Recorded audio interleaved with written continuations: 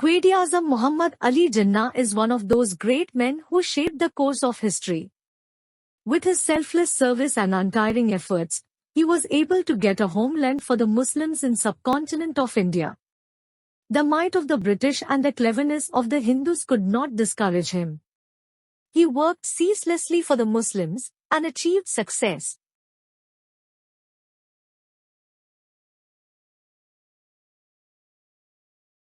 Quaid-e-Azam was born in Karachi on the 25th of December, 1876, in a rich merchant family. At the age of 16, on passing the matriculation examination, he was sent to England for studying law.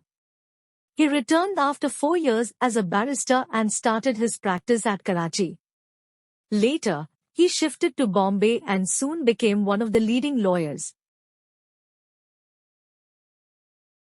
In those days, Indian National Congress was striving for the self-government of India. Like a true patriot, Mr. Jinnah became its member and worked for the freedom of his country. In 1909, he was elected to the newly created Indian Legislative Council, where he distinguished himself as a skillful parliamentarian.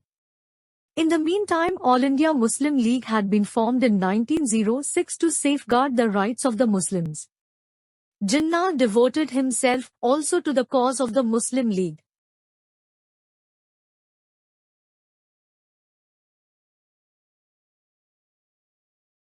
He worked passionately for close collaboration between the Congress and the Muslim League.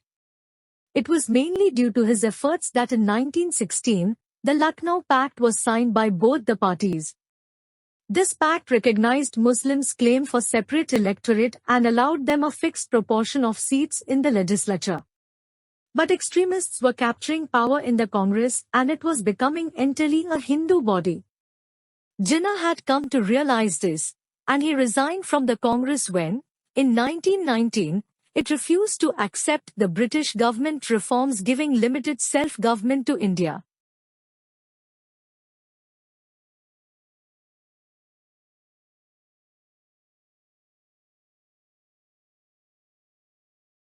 By 1940, Quaid-e-Azam was convinced that the Indian Muslims could not hope for justice under Hindu majority.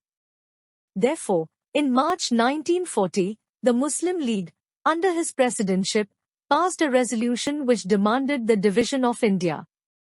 It demanded an independent Muslim state comprising Muslim-majority provinces.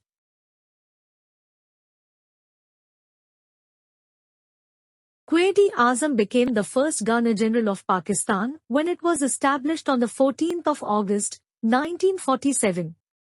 His dream had been realized and he worked for the progress and prosperity of this young nation. But he was already weak in health and he would not listen to the advice of his doctor and take rest.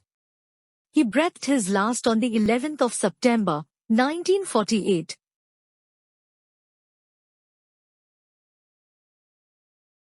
Quaid-e-Azam will always live in the hearts of Pakistani Muslims as a father of the nation.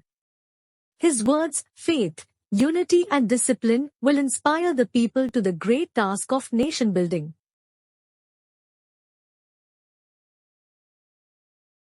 Thank you for watching.